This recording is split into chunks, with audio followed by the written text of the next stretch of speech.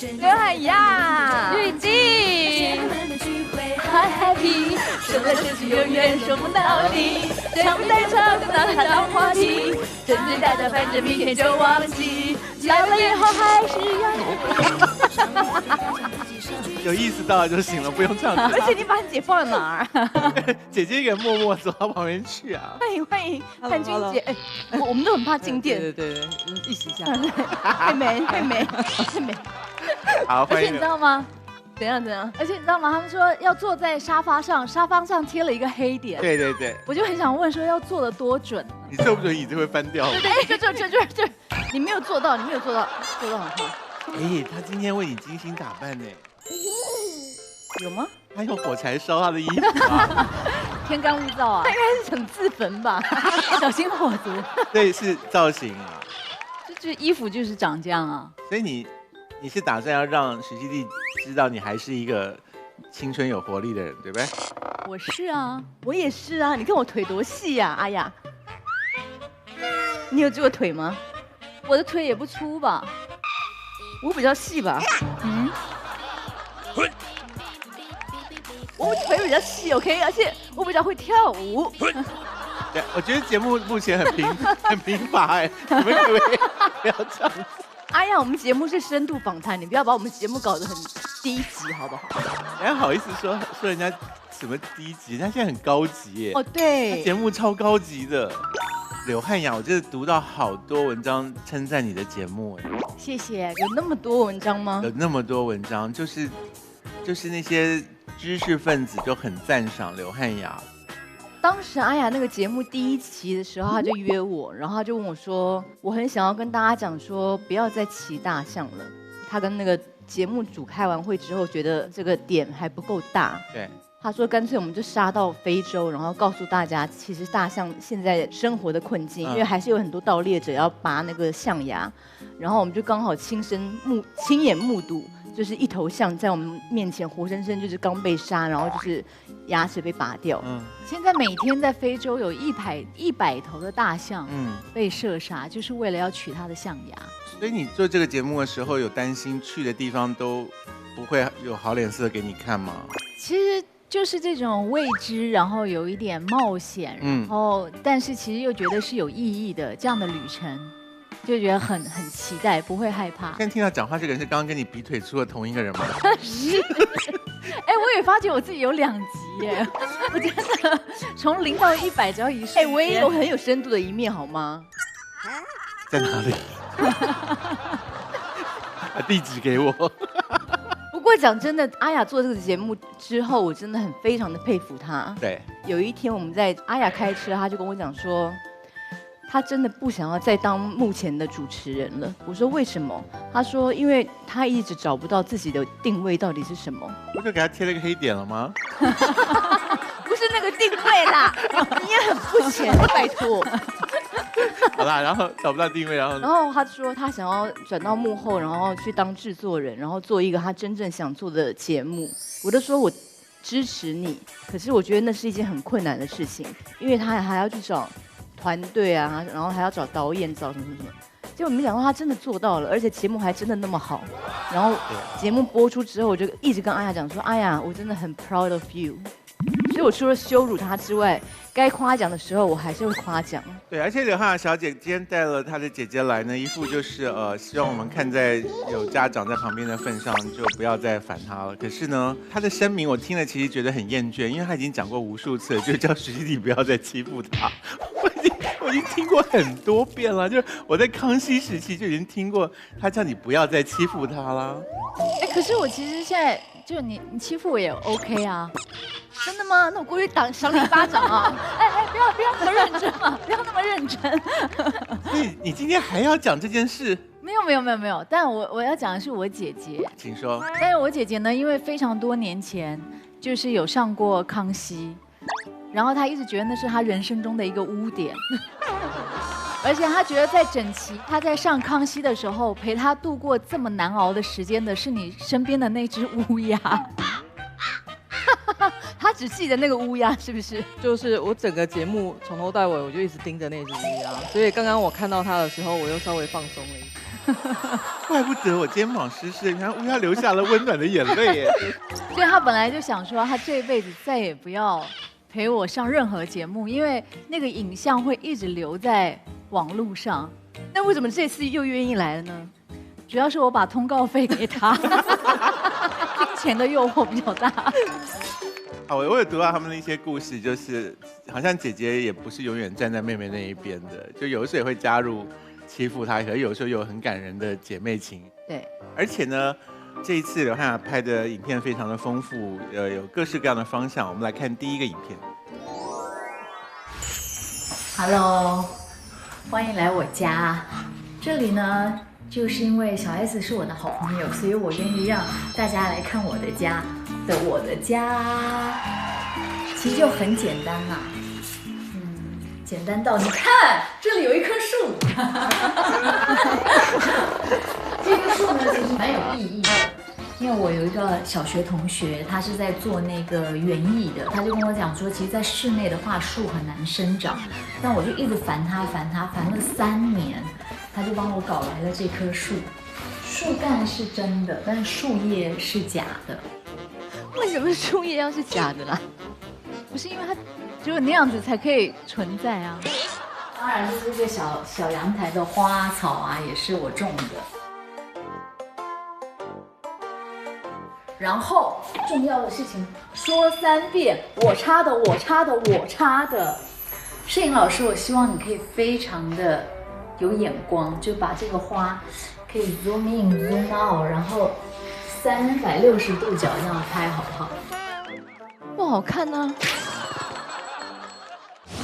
这个呢是我的小花眼镜，是我人生第一副的小花眼镜。从去年开始发觉呢，看很多东西都要眯眯眼，其实也不会很吃力啦，就一点点而已。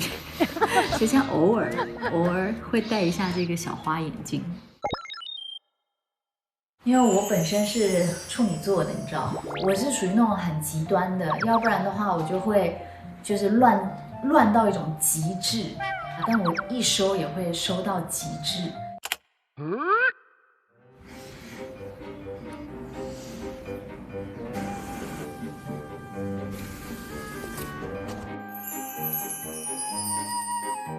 拍得跟广告一样。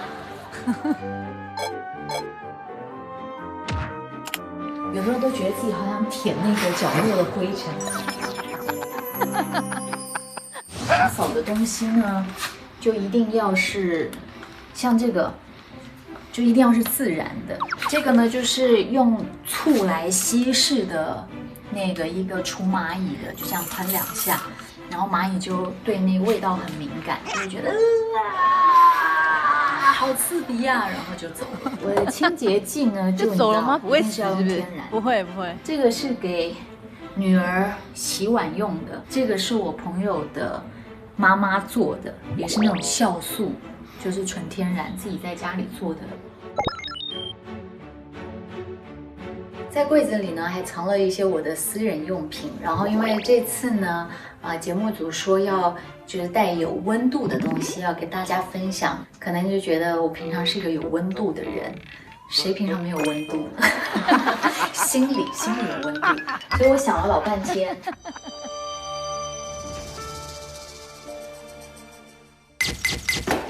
特特，艾灸盒够有温度了吧？不烧100度，它是没效的。不单单是艾灸，它也是养命根。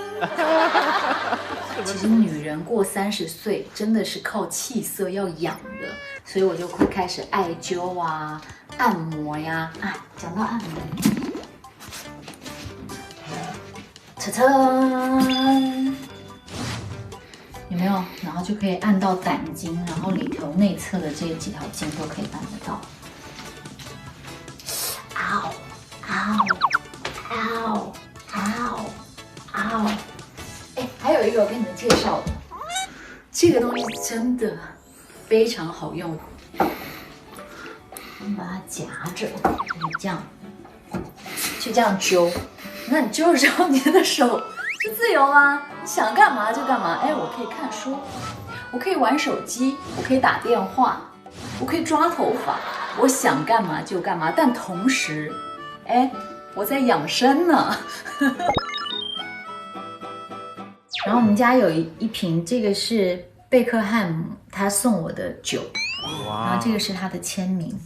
我想贝克汉姆在这个时代还是非常具有代表的一位巨星，而且贝克汉姆看到我的时候，他就说 You are beautiful， 他是眼冒星星的说的。小 S 听到了吗？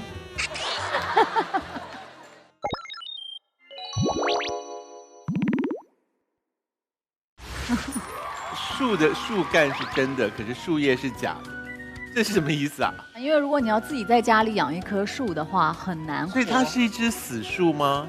它应该是一只已经过世的树，那你可以去捡一个树干，直接插在家里就好啊。但要找到，因为我们家那个屋顶是一边低一边高，要找到一个有这样形状的树干，所以找了3年。所以那个假树叶是谁帮你粘上去的？我的朋友所以你的朋友可以忍受假树叶这种事哦。可以啊，我家里还有一袋，我可以送给你。我要粘在哪？就可以铺在地上当成落叶啊。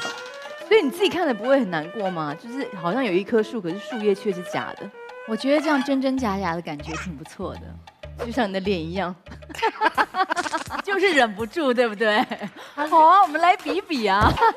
阿雅的脸看起来很自然呢、对呀、真的吗？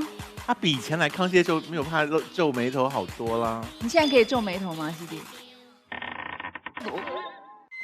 没有很我看有，你怎么会不能皱眉头、我可以啊，你搞什么、啊？我可以皱啊。真的，你中间是没有皱纹的。这边给我皱起来。我为什么要皱眉头？我现在心情很好，OK？刘汉雅，我要看你皱眉头。你也没有，你们两个到底在搞什么啊？哎呀，你给我惊讶，我可以很惊讶，我也可以很惊讶。等一下我要看刘汉君皱眉头。哎，他有眉头哎，他这才叫眉头啊！你好有人性哦。你今天心情不好，对不对？没有像我跟西弟一样心情那么好。心情没有好过。哎，他看起来皮肤很光滑，可是他却没有动手脚啊。对，为什么你没有像你妹一样沉迷于就是我哪有沉迷呀、你？那你不能皱眉头是怎么说？你又可以皱了吗你？不是眉头本来就不好啊。哎，我们怎么从树聊到了眉头啊？请问？因为树是假的，眉头也是假的啊。我们是真正的朋友。所以请问那个树还要浇水吗？有时候会误交，忘记它是假树是不是？除了树之外，一堆怪东西。什么叫自助艾灸器啊？什么那是干嘛的？那是一个非常有用的东西。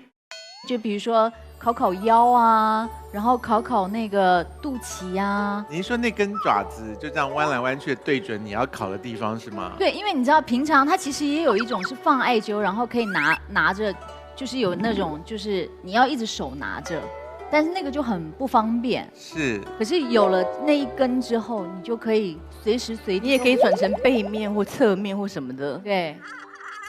你有被揪过吗？它有那个艾灸包，现在就是像肩带一样，可以直接背在身上，就会更方便。燃烧中的吗？燃烧中的，然后他会把那个铁盒里头放艾灸，然后直接绑腰上。你这年轻人不错，也懂得养生啊。那个很好。你也在用艾灸啊？我奶奶用。我不想跟你聊天了。背一个铁包吗？它那个是一个肩带或者腰带，然后里面有一个一个的口袋，然后把那一个一个盒放进面，然后它会熏全身。然后奶奶背着那个会出门吗？可以出门，也可以不出门。那奶奶包包解下来会变成有轻功可以飞走吗？倒也不至于。我可不可以跟你奶奶要一下那个怎么买那个的方式？我送你吧，它那个挺便宜的，比那个可以用来夹手机。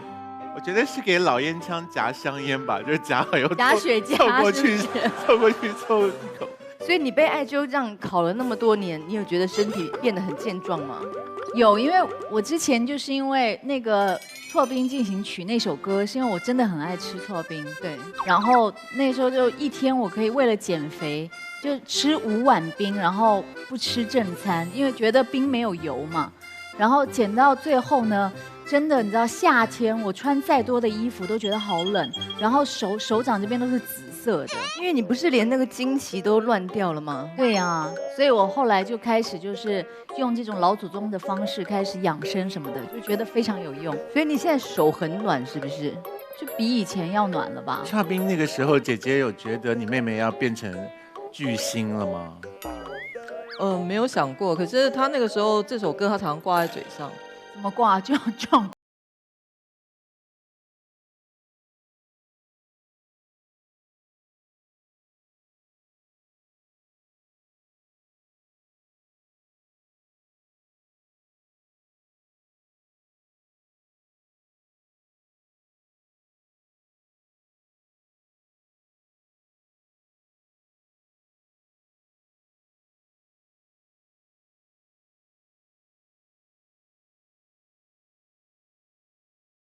喜欢吃那个红豆这样子，然后就跟学生们跳起来，后来就在校园中传开，然后那个时候就去上那个超级星期天，然后那时候那个哈林哥就说啊，我听说你在什么学校里头有一个舞很出名啊什么的，然后我就在那个超级星期天上面跳了一次，然后结果后来就被大家知道了。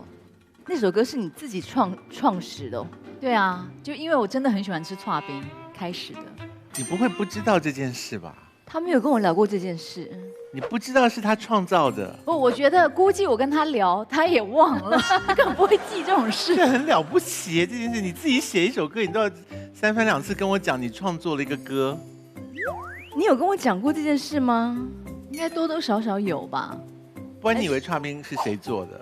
我本来以为是一个制作人知道他很爱吃剉冰，然后跟他一起合作出来的。到今天才知道剉冰是他自己发明的。还是说那段时间我们比较不熟？没有。所以妹妹走红，你有觉得很骄傲吗？骄傲吗？不是，因为我姐姐其实她蛮辛苦的，我是后来长大跟她和解之后才知道，她一直都活在我的阴影底下。哪有姐姐活在妹妹阴影底下的？而且怎么活？什么阴影啊？没有，因为我爸蛮晚才生小孩，然后他出生的时候刚好我爸退休，所以他等于是我爸自己照顾的。所以从小我们被灌输的观念都是千错万错都是姐姐错，妹妹没有错，然后什么事情都是要让妹妹。然后所以其实我们小时候都是几乎每天在打架，所以你那时候是很不甘心的在活着，是不是？就咬牙切齿，而且我只能防卫。但是小时候常常蛮受伤，因为我们打架的时候就是会有一些肢体上面的。你小时候打他的时候用什么东西打？就用我的那个爪子打，猫爪，真的，啊，为什么会留下伤痕？因为我就会这样掐他，然后你知道掐的他很爱掐人，而且他的手指的劲儿很强。这样。所以你就默默这样被他掐哦。对，而且每次只要他掐我因为痛嘛，痛就哭。可是他本来他看你哭，他很开心。结果我爸只要一走出来，听到我们吵架一走出来，他一回头马上泪流满面。然后我爸就会直接说：“刘汉君，你又做了什么？你又欺负妹妹。”哎呀，你怎么那么坏啊？可是小时候其实打得越凶，长大感情会越好。不一定啊，你不能这样鼓励小朋友啊。因为我跟大 S 从来没有打过架，可是我们感情非常好。你们小时候也不会吵架吗？会叫对方去死而已。然后后来我就是开始工作，然后又很快就红了嘛，然后大家就叫她都会叫啊，你是那个刘汉雅的姐姐。然后到后来我姐姐他就失去自我了。对，然后到后来我姐姐她自己在经营餐厅，然后也经营得很好，可是她就会说，你不要跟人家讲，就是你是我妹妹，因为她就想要活出一条自己的路，不要再活在我的阴影底下。你觉得刘汉君到目前为止会觉得是耻辱吗？我觉得目前为止都表现得很好啊。你今天还好吗？我刚刚有一直在跟那只乌鸦沟通，应该有稍微好一点。徐熙娣今天看你的眼神还是没有很尊重吗？有他都很尊重啊，但是他看着我的时候，我的眼神就会看乌鸦。所以是你的问题吧。我都是非常看你的眼睛哎。有，因为我不希望你回去又把今天当成另外一次耻辱啊。我今天已经抱着那个必死的决心。没事，你现在很好，不要担心。而且你皮肤比你妹好很多哎。因为我觉得他们那个也是职业伤害啊，因为像我们皮肤有真的很差吗？你干嘛认真跟他聊起这个话题来，像这种话题你不用接他的姐。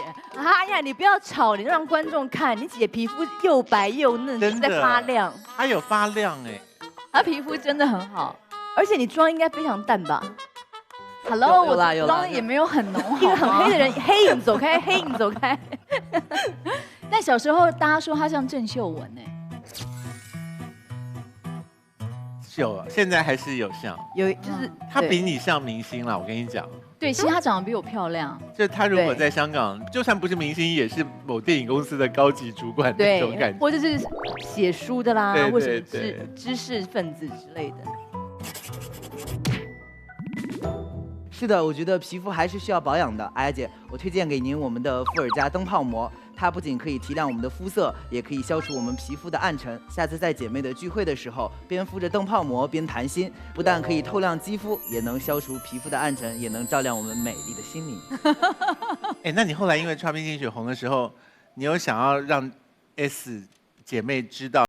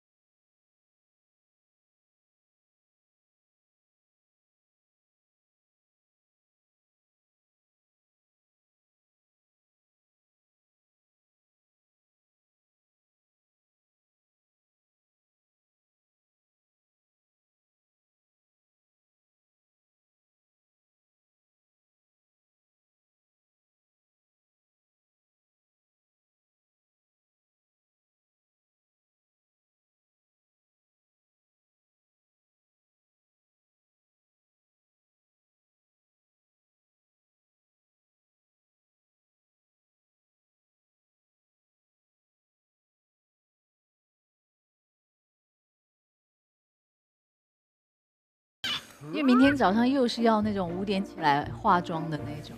所以你是有一种觉得姐姐很好指使的感觉吗？其实小时候虽然我跟我姐姐打架打得很凶，但我心里面一直觉得我跟她的感情很好，因为她一直都是我，就是我觉得最好的一个依靠。就不管是生活中的事啊，然后或者是失恋的时候啊，只要我跟她说我有困难，她永远就是会第一时间出来。所以即使你困得要死，还是会下来帮她停车。我会啊，她会。但你知道，一直到长大之后，有一天我跟她聊天，我才发觉，虽然我心里头跟她很靠近，但是我的那种种种的暴行，其实已经把她推得很远了。然后我才意识到说啊，就虽然我以为我很爱她，但是其实我的行为并没有非常的爱她，所以我就慢慢的在改变。然后但有一次真的让我改变，是因为也是我工作回来吧，然后我忘了带钥匙，然后那时候我姐姐在工作，我就打给她，然后我就很不耐烦，我说你赶快回来帮我开门好不好？然后我姐说好好好，可是我这边有事，我处理一下就回去。结果大概等了15分钟吧，其实也没有很久，但是她还没来。但你知道在等待，尤其我那时候又很狂躁，就每一分钟对我来说都是让我怒火中烧，就是你最累的时候，是不是？就虽然累，但是你也不能这样乱发脾气啊。然后就15分钟之后，我就打给我姐，就大骂她，我说你到底在搞什么啊？你知道等很久什么什么。然后我姐就后来就出现了，她就把钥匙拿给我，就要把钥匙拿给我之后，她就爆哭，她就说你知不知道我的工作有多忙？我也是在另外一边想办法把所有的事情处理完，然后把钥匙给你什么什么的。然后我看着她哭的时候，我心里面就在想说，刘汉雅，你到底在干嘛？你明明这么爱你姐，可是你是怎么在对她的？然后从那次之后呢，我就下定决心，我一定要变成对姐姐有耐心，一定要好好爱她。然后我就大概维持了1个礼拜当天使吧。然后每次在当天使的时候，我就在观察说她有没有注意。然后我姐就觉得你干嘛？你有什么事情要找我帮忙吗？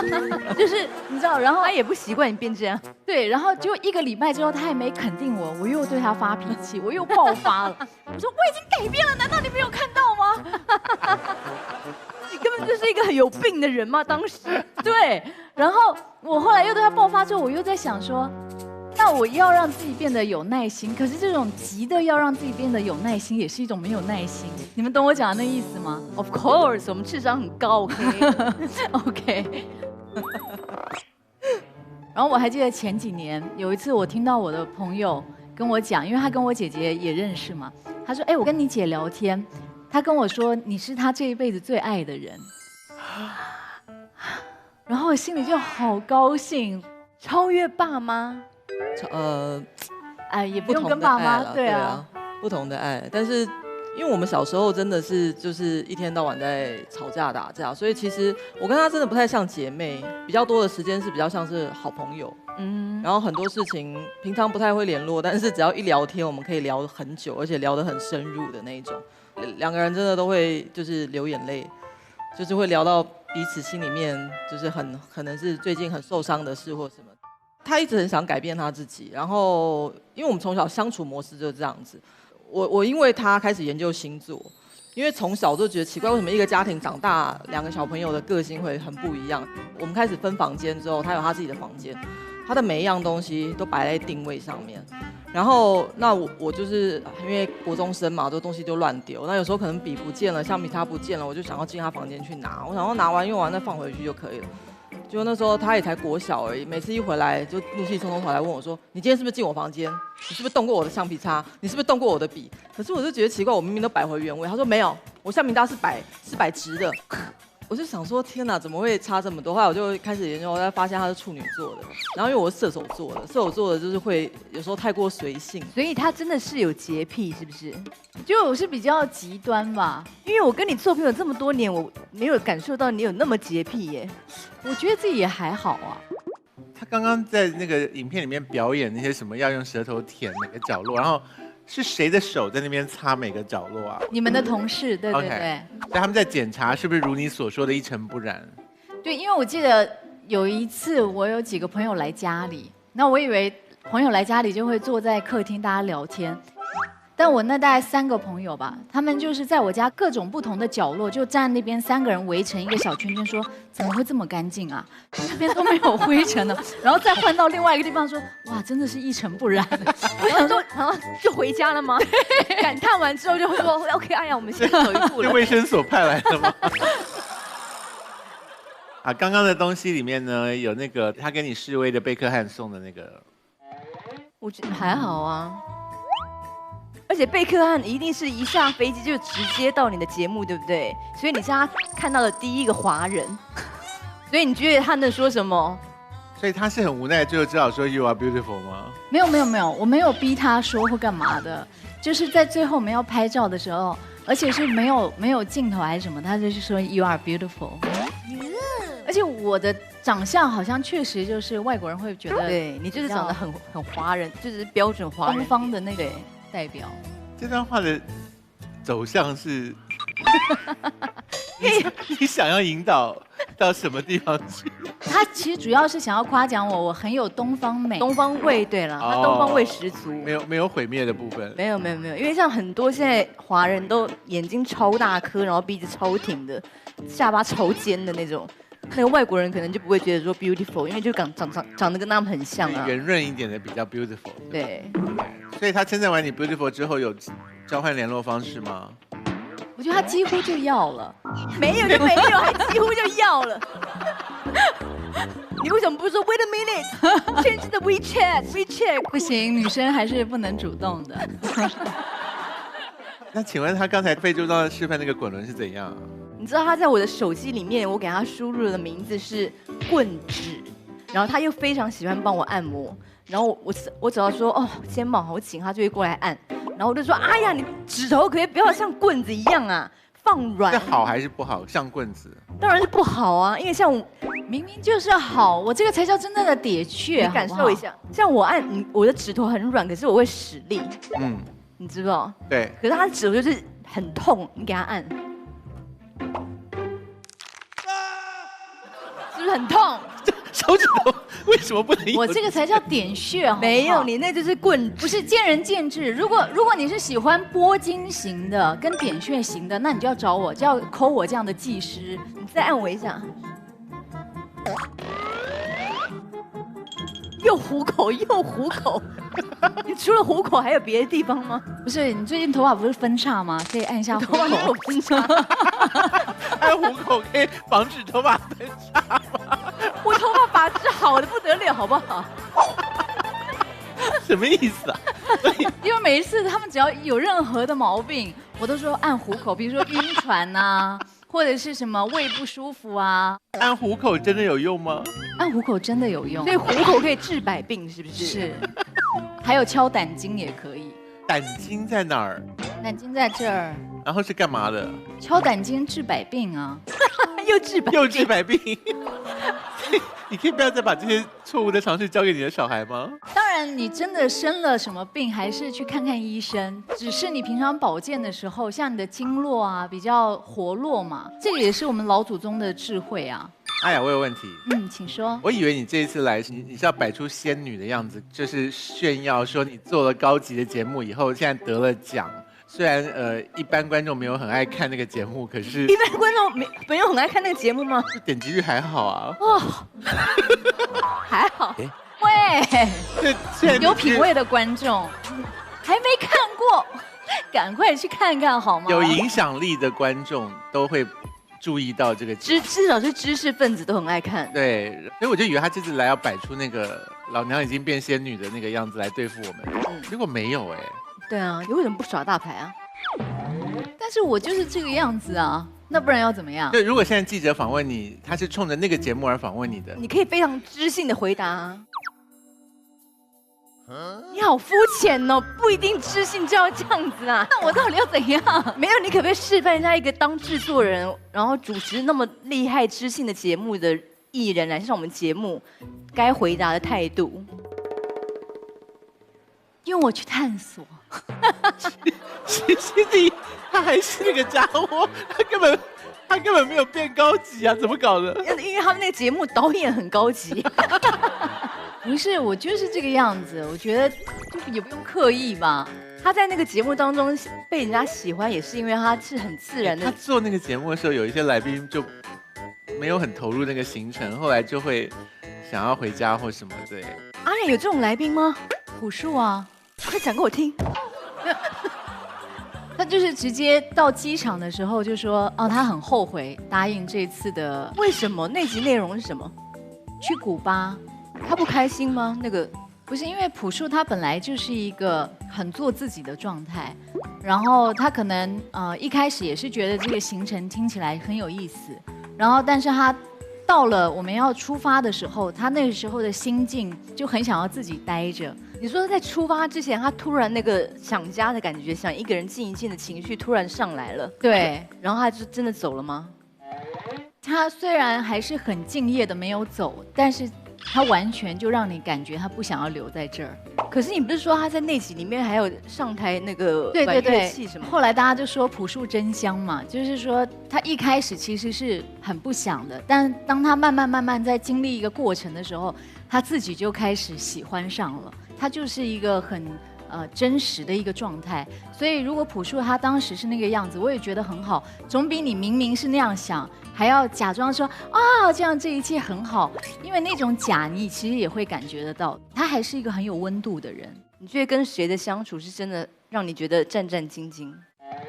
没有让我觉得战战兢兢的，对，因为你首先要抱着一个你就是去交一个朋友的这种心态，你就不会想说谁是怎么样或干嘛。可是你到了一个异地，很多事情你自己也罩不住，也不知道会发生什么事。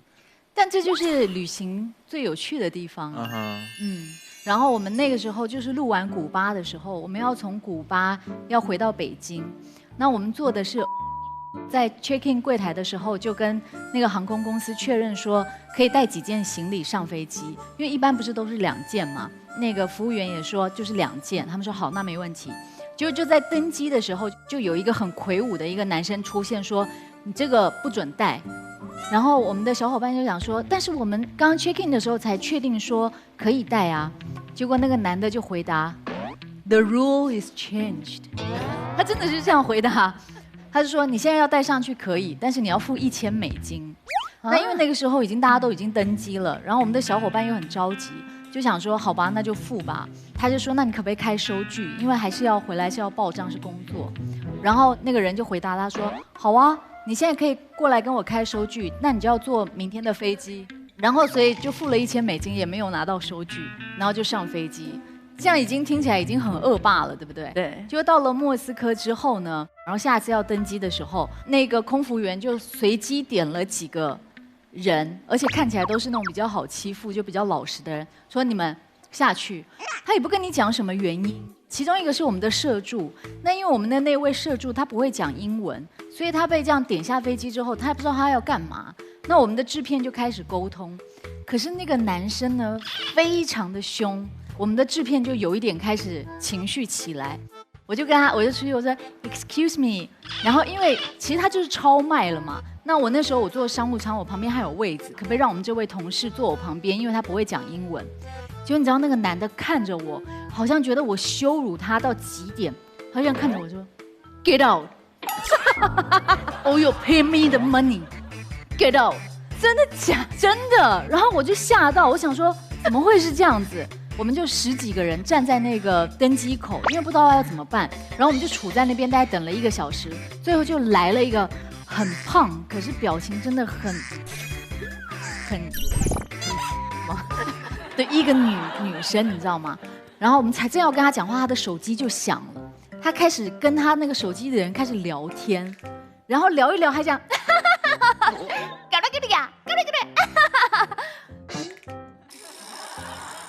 我们10几个人围着他，我那时候真的，你知道吗？我真的已经就是火已经烧起来了，可是我还是跟自己说我要忍住，然后他一挂掉，然后我还正要跟他说，他就跟我讲一句，他说你们已经犯法了，你们不受这架飞机的欢迎。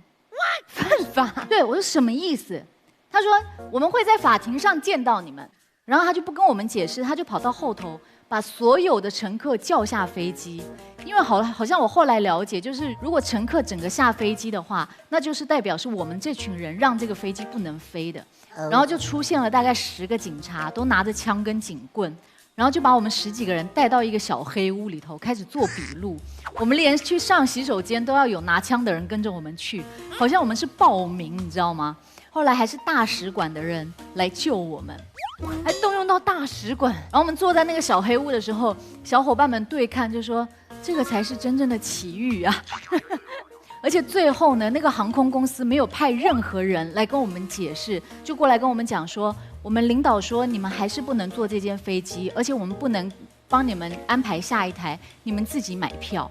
所以我们又重新花了10多万买了这10几个人票，然后坐回北京。所以你有觉得说你以后从此以后不搭吗？再也没有航出现在鹅的名单里了。可是万一你的奇遇旅程当中有人说他想去莫斯科呢？我会说还是不要了吧。所以你要记仇到什么时候啊？一辈子。你是想要再也不做有趣的节目了吗？哎，我那个节目也很有趣，好不好？很有趣，我讲错了，对不起。就是很有品质、很有趣、很有情怀。你有看吗？每一集都有看吗？没有每一集看，可是都看到报道的人都充满了推崇的心，然后就觉得说阿雅真的长大了之类的，然后就会顺便骂你2句。骂我？就说活在你的阴影底下，阿雅终于长大了。你有活在我的阴影底下吗？也没有啊。对啊，我们俩根本就是很好的朋友啊。要活也是活在大 S 的阴影底下。你这话可不要乱说。对呀，哎，大家不要这样好不好？但是你们2个人都活在大 S 的阴影下。也没有，他哪有人？我们多爱他啊。我们是真的很爱他，他也很爱我们。他最近没有骂你了。最近一次是我骂他，因为他约我去他家吃饭，然后他们家是史上最不爱开门的一户人家，然后到他家门口之后就按那个门铃，然后按一下之后大概等了10分钟都没有人来开门，然后我就再按一下，然后又等了10分钟，然后我就开始火上来，我就这样，也没人开门呢。然后我就想说我要打电话给徐熙媛，我的手机在他们那个电梯门口没有收讯，所以我也不能打给他。然后我就这样拍他门说上我的门口。可是因为他们家很大，然后他的卧室是在家里的最角落那边，所以他真的听不见。然后我就很气，我就按电梯，然后想说我下去，等到有收讯的时候我就要骂他。然后最后我就走到很远的地方，然后总算有收讯了。然后一有收讯之后，我就跟他写一个简讯给我说，你不是说你到了吗？你说气不气？我说我在你家门口，你都不开门，我就要上去 ，OK？ 你给我开门。然后他们一上去的时候，门就是敞开的，然后一进去我说徐熙媛，你真的很可恶哎，然后我就飙了一大堆脏话，他就说我真的没听见门铃声，真的没有听见，所以我就他说你要不要先喝一点 whisky， 我就说好，所以最近一次是我骂他。我不知道为什么你们姐妹的故事都很长，为什么都讲那么久，然后讲很琐碎？有很长吗？是不短了。你刚刚那个更长，好不好？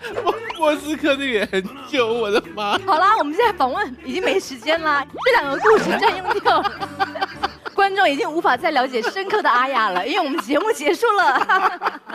谢谢，走吧。我觉得柜子里有东西。好，麻烦你打开我们的伏尔加花花柜。让我们一起打开伏尔加花花柜吧。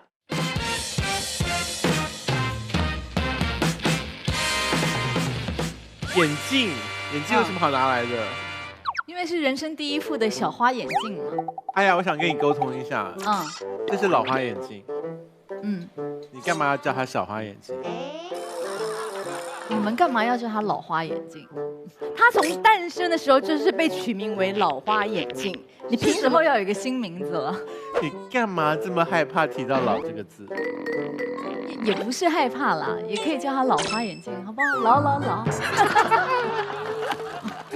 哎呀，你是何时开始发现自己看东西要这样子？最近这几个月。才这几个月吗？我很早之前就会了，因为以前我都非常嚣张，以前我老公就比我早老花嘛，然后那个保养品上面的字不是都很小吗？保养品上面字真的很过分啊！你这个是给谁看？给蚂蚁看的吧？然后以前我老公都会说 ，baby 帮我看一下，我就说我说这是什么什么，你可以用。然后所以这样拿给我，他说 baby 你帮我看一下，我这样。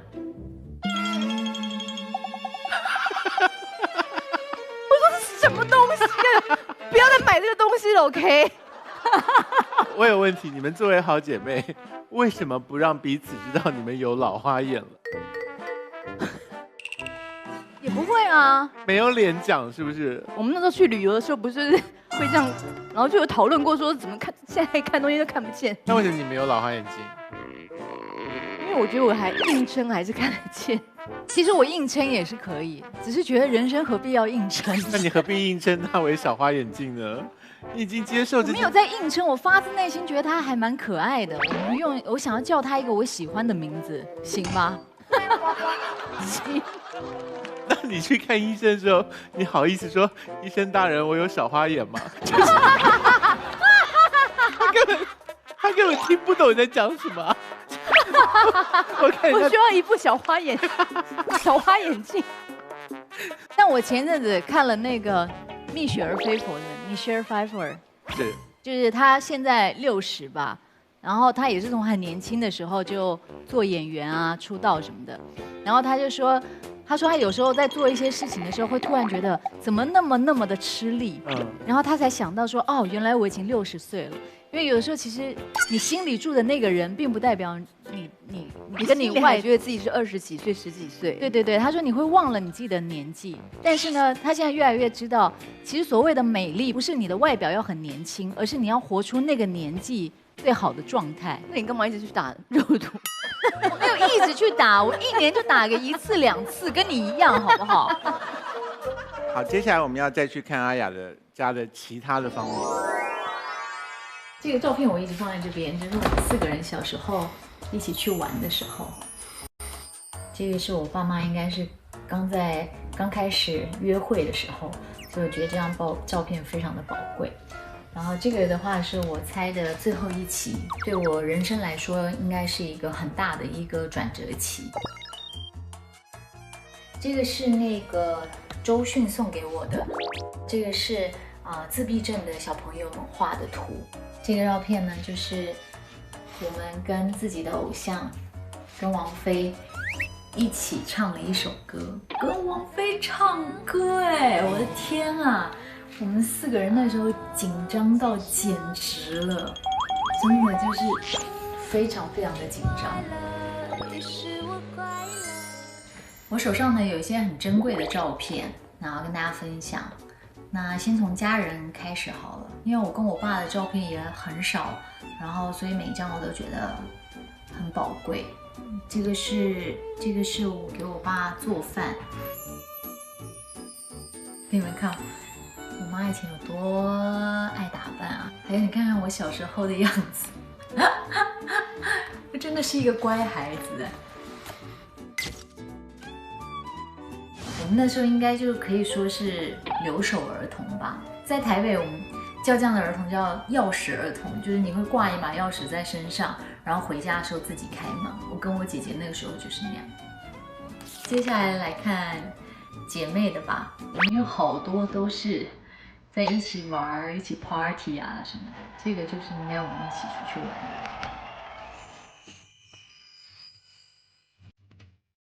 主题 party， 这2张都是在当时西园西地家拍的，燕人西地跟我。这个就是我们在去听音乐跟小酌一下的。那这个照片在网上很多，就是我们华冈艺校的时候，就已经很爱刷爆。各式的合影，然后这个呢是我跟西丽第一次滑雪，然后是小轩带我们去的。这个是我人生中第一次坐飞机，跟 F4的合照。这个是西丽的爱狗大大，搞得我好像暗恋他一样，为什么有这么多他的照片？对。那因为我小时候是单眼皮，然后西丽小时候就是双眼皮，我们俩就玩一个游戏，就是我让自己变双眼皮，然后西丽就变单眼皮。我真的不记得有这张哎。然后这个呢，这应该算是我第一次上节目吧。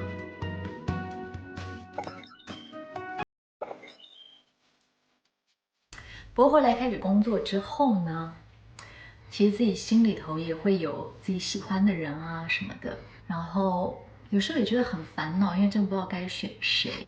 比如说大家都知道我是华嫂，对吧？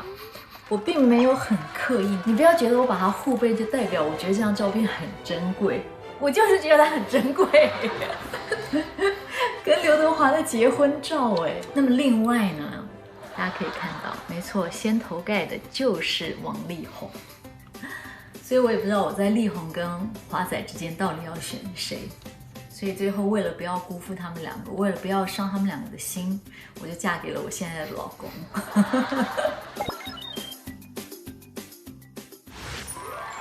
你有想要嫁王力宏哦？我有一段时间还蛮喜欢他的可，是我们不是都认识吗？后来变朋友啦。那你有跟他告白过吗？没有哎，但我每一次看到他的时候，就还是会有那种蹦蹦蹦蹦的。他知道这件事吗？我觉得他可能不知道，他知道之后一定很困扰。他家里的派对都不请你吗？有，那么他们家每年都有那个圣诞派对啊对，有邀你吗？有啊你有去吗？有啊，那你在他家里做什么？看他老婆跟他之间怎么样？没有了。他老婆特别优秀，就是会烤一些东西啊，对，烤饼干，然后就很温暖那样子啊。现在已经就变朋友了呀你。现在应该没有在喜欢哪个男明星了吧？现在没有哎。你要朴树的时候是因为你喜欢他吗？朴树我还是觉得他很有魅力。所以你有因为哪一个艺人跟你一起去旅行之后，就真的有一点喜欢上他？啊，你上次不是跟我说窦骁吗？窦骁，窦骁是去之前非常喜欢，去完之后就讨厌他吗？不是去完之后呢？因为比如说朴树的话，朴树是属于那种你可以跟他谈心的男生，可是窦骁他就是属于超级直男，很阳光大男孩那种感觉，就会少了一点那种浪漫的幻想，你知道吗？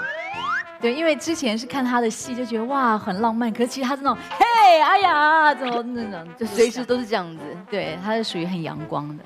窦骁如果知道你对他怀抱这种想象，他会 OK 吗？他应该会蛮高兴的吧？你有跟他讲说我很喜欢你的戏这种话吗？没有哎，你就装出一副专业主持人的样子。就还是不要一下子吓到人家吧。有没有幻想说两个人可以一起喝酒，然后喝醉，然后？你不要把你的想象套在我身上，好不好？所以刚才那个拍出来的地方，那些照片你是有几张是我有的，有几张我你现在还有办法装单眼皮吗？应该还是可以吧。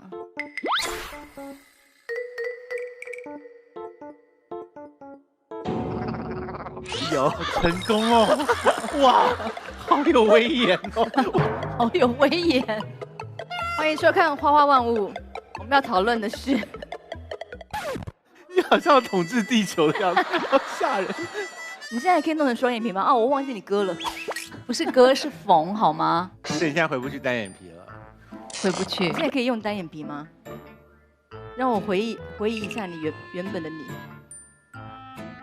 有吗？你再也不是我认识的那个刘汉雅了。单眼皮很容易看起来大小眼，非常容易，所以你才去缝是不是？对啊，因为每次那个戴那个假睫毛，过多久了还为这件事情解释？没有人责怪你啊。对啊，缝很正常，很多人都缝啊。你要缝嘴，你也尽管去缝好了。那要不是因为他实在太容易看起来大小眼跟眼睛很重，你就是承认你想爱漂亮嘛？我还是喜欢我的单眼皮的。你跟他做朋友以来，徐熙娣表现的最不够意思的一次是什么？现在想到一件他会讲的事，就是那个吃饭，对不对？你现在想到了一件事，因为阿该在化妆间又跟我提了一次，他很不爽。就是有一次呢，我要跟一个非常不熟的朋友去吃饭，然后而且那个朋友呢是我朋友的先生，我们不要讲是谁，是朋友的先生。然后因为他到台北，我还是要招呼一下。你朋友不在场，然后你要跟朋友的先生吃饭。对，因为我们也大家都认识，然后想说他来到台北，要先来台北，要招待他，那就是因为不熟又是朋友的先生，对，所以我就想说要拉好朋友陪着一起去。然后他就跟我说：“好啊，没问题啊，我陪你啊。”然后就想说太好了，太好了，然后觉得那顿晚餐终于有了一个支持，然后觉得一定会是一个很棒的晚餐。就在那天下午，你只拉了徐熙娣一个人，因为你也不好说找很多人，那个朋友如果他都不认识，也会很尴尬。然后他也见过熙娣，所以大家还是熟的。然后结果在当天下午，我就接到熙娣电话，然后他的我时间拿捏得很准。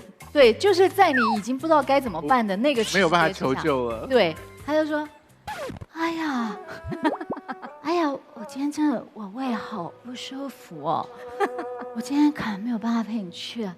那你今天一个人去，就完全一听就知道，就是学生时期你想要装病翘课的那一种声音。”我就直接跟他说：“我说徐娣，你就是不想来，你在那边给我装什么病啊？”然后他就大笑给我说：“哎呀，我真的不想去啦，你今天晚上一个人去好不好？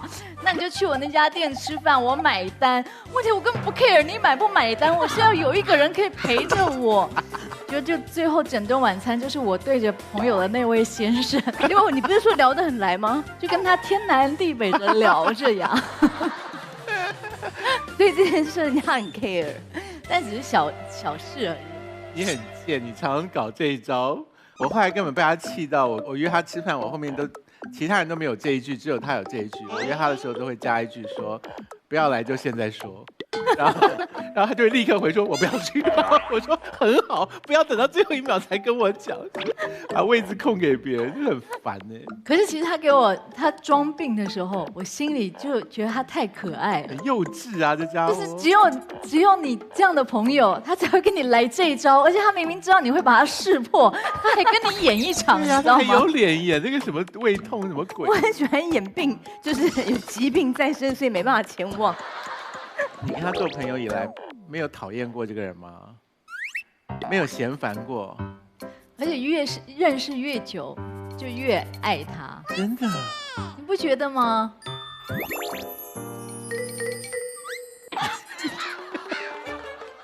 他很多部分我其实很欣赏，比如说，他真的，我们两个是那个最后换智慧型手机的，因为就觉得那个东西可以用就好。可以拿来讲哦。对啊，然后他来我们节目就是去非洲那一次，然后上热搜是因为他有一件衣服穿到破洞了，还在穿，裤子也破洞，只是因为他就觉得他舒服，就他不会去追求那些好像，但在我心中或很多人心中，可能他已经是一个大明星，对吧？但是他那些东西他就是不会变，因为他就是那个样子。还有那个包包真的很脏，其实也触到我处女座的点。我真的我觉得 OK 很舒服，你可以不用换，但你可不可以洗一洗？哎呀，我也拿去干洗了，哦，终于，但是黑到已经你知道吗？就我跟他出去都会有点不好意思那种感觉。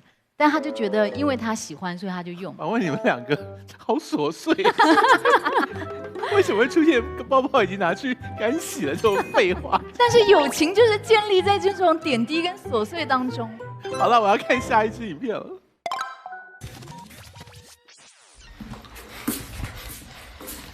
欢迎来到楼上。楼上呢，就比较是我跟小孩还有先生，我们自己3个人的小天地。然后这边呢就会放一些照片啊什么的。然后这是我女儿的画，就是作为妈妈，我是女儿永远最忠实的铁粉，所以呢，反正我就觉得她真的很棒。这个是我小时候，你看，跟我女儿是不是有一点点像？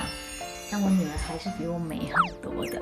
这个是我先生画给我女儿的。会，我女儿也是我跟我女儿一起，就是去那种店里做的相框，虽然做的不怎么样，但我就觉得很有纪念的价值。然后我女儿呢，她很喜欢到不同的地方去捡石头啊，然后就是捡一些有的没的，有一些比较特别的我还是留下来，像这个石头是她捡的，捡了一个核桃，但她有一些捡的还是不错的，你看这个也，我觉得也挺漂亮的。然后因为我跟我女儿都是属马嘛，所以呢就会有一些朋友会送我们马的东西，那像这个就是我一个朋友送的，你这个好像是范范送给我的，这个是我先生送的，就是徐熙娣都没送东西，是不是？马宝宝。然后这个画呢，是我女儿在3岁的时候画的，中间这个是她画的，然后那个旁边这个是我画的。来，进来带大家看一下，有一面墙也是跟我女儿有关的。这个就是我把她在学校里面做的一些劳作，会过妈妈的生活。我发觉我先生跟我孩子都是就很有艺术天分，然后也很喜欢画画。像这个是我先生画的，然后这3张呢不是我先生画的，但是我生孩子那个时候，就他可能觉得我很辛苦，所以他就写给我卡片，我觉得也很有纪念的意义。这个影片的主旨就是徐熙娣没有送过人家任何东西。哎呀，我真的没有送过你女儿东西吗？好像没有哎。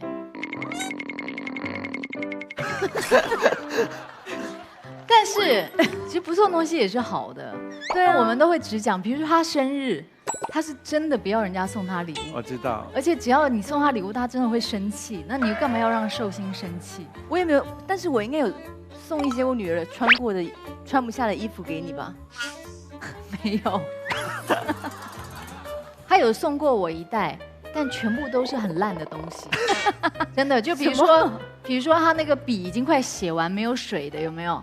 他送给我，然后还有用到一半的痘痘药膏，就是他也会送给我。我觉得那是开送烂礼物比赛吧。对，然后还有一个是她怀女儿第1胎的时候，每天都有在念佛经，然后她后来没有念之后，她不知道那本佛经该怎么办，她也送给我。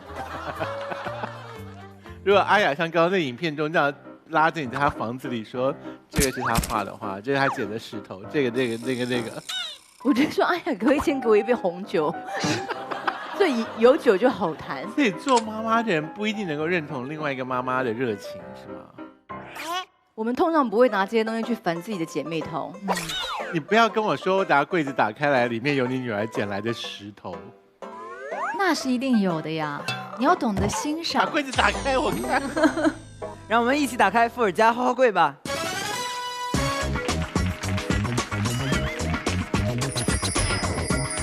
拿石头来。不止石头，还有那2幅画，请我女儿画过来我才画的多嘞。你先看看她画的我，哎，蛮好看的，对不对？